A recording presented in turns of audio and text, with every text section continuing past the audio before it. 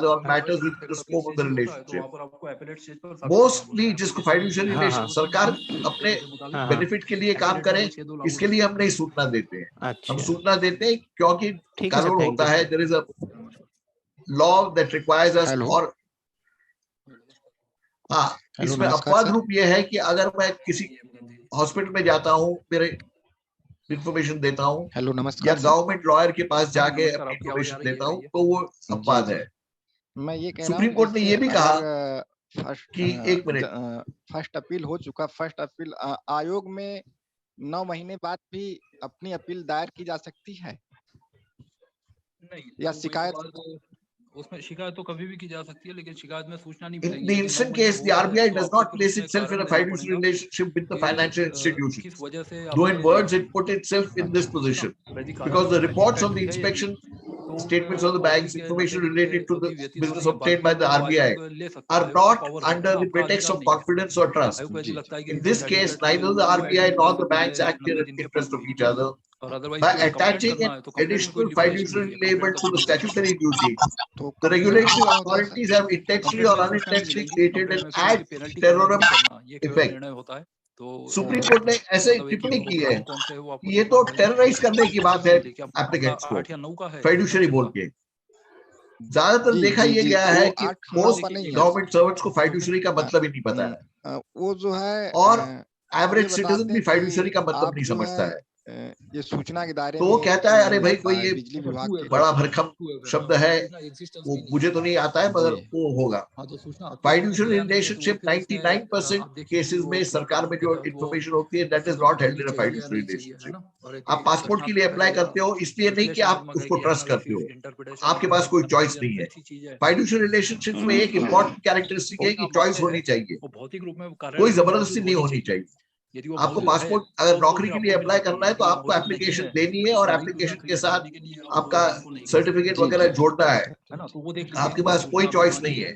और जिसको आप देते हैं जी सरकार को, वो आपके बेनिफिट में काम करने के बाध्य नहीं है। आंसर स्क्रिप्ट में वही हालत है, it's not a fiduciary relationship. Therefore I think fiduciary relationship को बहुत बड़ा स्कोप दे दिया गया है। 81J के बाद मिसयूज होने वाले एग्जम्पशंस में 81E आता है। सर और मैं वापस दोहराता हूँ, लार्जर पब्लिक इंटरेस्ट के ट्रैप में मत फंसिए, थोड़ा सा क्लैरिफिकेशन, बिकॉज बहुत रेयर कमिश्नर होंगे या जज होंगे जो ये मानेंगे कि ये एग्जेप्ट है, मगर लार्जर पब्लिक इंटरेस्ट है इसके लिए देना चाहिए। वो मैं रिपीट करता हूँ, बहुत ही मुश्किल है। मैंने 20,000 के ऊपर डिसीजन दिए थे और शायद 1-2 में ही ऐसा मैंने निर्णय दिया होगा, और मुझे याद भी नहीं है कि किसने ऐसा निर्णय दिया। और मैं चाहूंगा कि औरों का देखूं कि जो एक्सेप्ट करे कि ये एग्जम्पशन लागू होता है 81A, B, C, D कोई भी, और लार्जर पब्लिक इंटरेस्ट है इसके लिए इसको डिस्क्लोज करना चाहिए। बहुत रेयर ऐसे डिसीजन मिलेंगे। दूसरी एक चीज बताऊं, ये आर्गुमेंट पीआईओ तो कभी नहीं कर सकता है। कोई एक्सपेक्ट कि पीआईओ ये कहेगा कि लार्जर पब्लिक इंटरेस्ट है एग्जम्प्ट होने के बावजूद, ऐसा निर्णय पीआईओ का तो मैंने कभी सुना ही नहीं। धन्यवाद। अभी कोई भी प्रश्न हो, डिसएग्री करें, आप चाहें तो मैं आपको सुप्रीम कोर्ट के डिसीजन और मेरे डिसीजन भेजने को तैयार हूँ। किसी को भी चाहिए शिवानंद जी से कहिए, मैं शिवानंद जी को भेज दूंगा, वो आपको भेज देंगे। 81E ग्रॉसरी मिसयूज एग्जम्पशन उसके तहत वो सूचना मांग रहे हैं, जबकि उनको पता होना। ठीक है सर, बहुत बहुत धन्यवाद। और इससे जुड़े हुए आप लोगों के प्रश्न है तो आप शॉर्ट में आप लोग पूछ सकते हैं। जगदीश प्रसाद जी, आपका क्या प्रश्न है? आपने हैंड रेज किया हुआ है, कुछ पूछना चाह रहे हैं? अभी देखिए कुछ बिंदु ऐसे होंगे कि जिसका जवाब आप आसानी से दे सकते हैं, या जिसका पुष्पराज तिवारी जी, आप क्या पूछना चाह रहे हैं? होती है, ठीक है जी। और चूंकि लिमिटेशन आपके पास 30 दिन का है ना, तो जितना मैक्सिमम अपने आप को अनम्यूट कर लें। 25 दिन तक आप कैलकुलेट कर लीजिए जितना आप मैक्सिमम दे सकते हैं। हाँ, ठीक है। प्रणाम सर। पहला जो रिप्लाई है वो आपका 30 दिन के अंदर निवेदन है, आवाज आ रही है सर? जो अति विस्तृत है आपकी आवाज आ रही है। 79 इन्वोक करिए। हाँ सर, निवेदन है कि 2J1 के तहत और 3 के तहत जो है हमने आवेदन किया था, उसमें राज्य सूचना आयोग ने आदेश दिया था कि जो सैंपल है वो निर्धारित समय में उपलब्ध कराया जाए, लेकिन समय सीमा करीबन बीत जाने के बाद भी आज 7-8 महीने बीत गए और विभाग के द्वारा जनपद स्तर से कोई भी हमें आज तक सैंपल नहीं उपलब्ध कराया गया और सिर्फ पत्राचार हो रहे हैं। तो इसमें हमें आगे क्या करना चाहिए, ही मार्गदर्शन चाहते हैं। इन्वोक करिए कि कार्यालय में आके निरीक्षण कर लीजिए। तो पहले आप इससे क्या होगा कि केस सैंपल के विषय में 2J3 के विषय में है, आप सकते हैं, है ना। और जो हमारे बीच में राहुल सर भी आ गए हैं। सर स्वागत है आपका, और एक हिसाब से ही संबंधित है। पॉइंट मिल जाएंगे और बचे हुए बिंदु है वो फिर आपको याद होगा ये 2J3 का एक मामला था। सर अपने आप को म्यूट कर लें। ये 2J3 का मामला था, ये प्रश्न पूछना चाह रहे हैं पुष्पराज तिवारी। इन्होंने मनरेगा लोकपाल के विषय में एक RTI लगाई थी और आपने पूरे प्रदेश में मनरेगा लोकपाल में PIO नियुक्त किया। तो एक आपको याद होगा इन्होंने 2J3 के विषय में भी एक RTI लगाई थी, पेपर में भी उस समय आया था जब आपका आदेश हुआ था, लेकिन आज तक इनको सैंपल नहीं मिल पाया है, इनका ये कहना है। तो इसमें मार्गदर्शन चाह रहे हैं कि आगे की क्या प्रक्रिया होगी। सूचना पर रोक नहीं लगती है, रोक केवल सैंपल में आपने क्या जो कंस्ट्रक्शन का जो निर्माण के लिए जो मटेरियल आता है, क्या उसका सैंपल मांगा था या कंस्ट्रक्शन हो जाने के बाद का सैंपल मांगा? जी, कंस्ट्रक्शन हो जाने के बाद का मांगा था सर, जो उसका कोर कटर से किया जाता है। जी तो उसमें तो मिल जाना चाहिए आपको। सर यहाँ यह बताया जा रहा है कि मतलब विभाग में ये मशीन है ही नहीं, तो अभी पहले लिखा गया इंजीनियरिंग विभाग को, इंजीनियरिंग विभाग से आज आरएस विभाग को अब जो है विभाग में मतलब जनपद विभाग में तो नहीं होगी, ये तो इंजीनियरिंग का डिपार्टमेंट का काम है। जो लोग सड़क निर्माण का जो विभाग होता है उसका काम होता है, उनके पास इसकी एक्सपर्टीज होती है और बकायदा उनके पास पूरा एक सिस्टम रहता है कि वो लोग खुद क्वालिटी कंट्रोल करते हैं, क्वालिटी चेक करते हैं, कर सकते हैं। तो उनके पास आपको बिल्कुल नहीं देनी है, ठीक है, क्योंकि वो तो फिर तो सर उसमें क्या है कि जो राष्ट्रीय जब आयोग का ऑर्डर होता है उसके बाद ही आपको देनी है। जी जी, लेकिन एक ही पहले आप अपना प्रिलिमिनरी आप रिप्लाई तैयार करिए, हाँ पुष्पराज 25 दिन तक आप कलेक्ट हाँ। करिए, 25 दिन काफी टाइम होता है। हाँ, निवेदन ये है कि सर जो राष्ट्रीय राजमार्ग संभाग है वो इसमें जो है तो सैंपलिंग करता है, तो उसको पत्र लिखा गया है, लेकिन 4 महीने बीत जाने के बाद भी उन्होंने अभी तक कोई उसमें कार्रवाई नहीं की है। अब इसके अलावा अब कौन सा डिपार्टमेंट बचता है कुछ समझ में नहीं आ रहा है कि मतलब कौन यहाँ मतलब सैंपलिंग कराएगा। अब जो आरएस विभाग है उसके पास नहीं, नेशनल हाईवे इसमें सैंपलिंग करता है। आरटी मतलब राइट टू एजुकेशन का है वो, तो उसके तो अभी जनपद स्तर से नेशनल हाईवे को लिखा गया है। ऐसा गलती उनसे भी होती है, क्या होता है, सड़क किसकी है? छोटी छोटी बातों को लेके इशू ना बनाया सड़क तो पंचायत ने बनाया है, को भी ध्यान तो में फिर रखना चाहिए। और एजेंसी बनाने वाली एजेंसी पंचायत थी और वो नहीं बनाने वाली एजेंसी कौन थी? इग्नोर करना चाहिए। ये पंचायत की जो ग्रामीण यांत्रिकी सेवा ये जो विभाग होता है उन्होंने बनवाया था। तो उसको जी सर। हाँ, तो वो रूरल इंजीनियरिंग डिपार्टमेंट है उनका, रूरल इंजीनियरिंग डिपार्टमेंट के पास उनके पास पूरी व्यवस्था होती है। ये घुमा क्यों रहे हैं आप बताइए मुझे, कि आप खुद सोचिए ना कि मामला राज्य सरकार का है, राज्य सरकार की एजेंसी बना रही है, क्या उसका क्वालिटी कंट्रोल नेशनल हाईवे करेगी? नहीं नहीं नहीं, बिल्कुल सर, यही बात तो समझ में नहीं आ रही सर। फिर ये बात समझ में नहीं, वो जिस भी अधिकारी ने हो सकता है इसको डील किया हो, उनको समझ में नहीं आया हो, उसको ट्रीट करना चाहिए जी। और ये उनका विषय नहीं है, उनको तो बेसिकली अपने ऊपर जो इंजीनियरिंग डिपार्टमेंट है उसको लिखना चाहिए, और वो इंजीनियरिंग डिपार्टमेंट का विषय है, वो उसको क्या कहाँ से उपलब्ध कराएगा। तो सर ऐसा है कि आरटीआई एप्लीकेशन जो एक पर्टिकुलर गवर्नमेंट डिपार्टमेंट को जो फाइल किया था, आप इसमें अपील कर दीजिए। उससे पहले उसी अभी अपील के बाद ये ऑर्डर के बाद हुआ ये अगस्त में जी सर, ये ऑर्डर के बाद ये मतलब है जो आपके यहाँ से ऑर्डर हुआ कि आप ये सैंपल दें, और सैंपल जो है देने के लिए यहाँ से उन्होंने आरएस विभाग को लिखा, तो आरएस विभाग ने लिखा कि इंजीनियरिंग विभाग इसकी सैंपलिंग करेगा, तो इंजीनियरिंग विभाग को फिर पत्र लिखा गया जनपद स्तर से।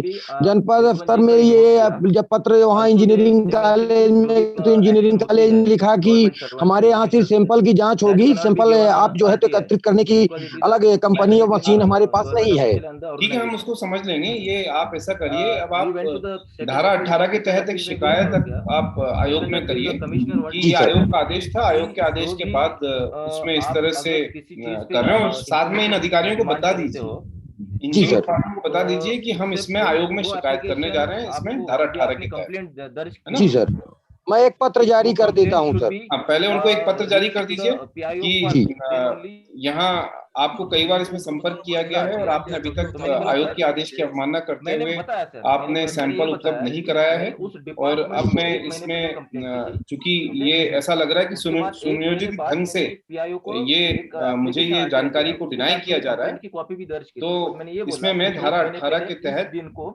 राज्य सूचना आयोग में शिकायत दर्ज करके जो भी जिम्मेदार अधिकारी हो उसके विरुद्ध कार्रवाई के लिए मैं कहूंगा। ये एक पत्र उनको जारी कर दीजिए, और उसके बाद अगर 15-20 दिन रुकिए और उनसे पूछ लीजिए, अगर कर रहे हैं तो ठीक है, 20 दिन बाद हम नोटिस इशू कर देंगे।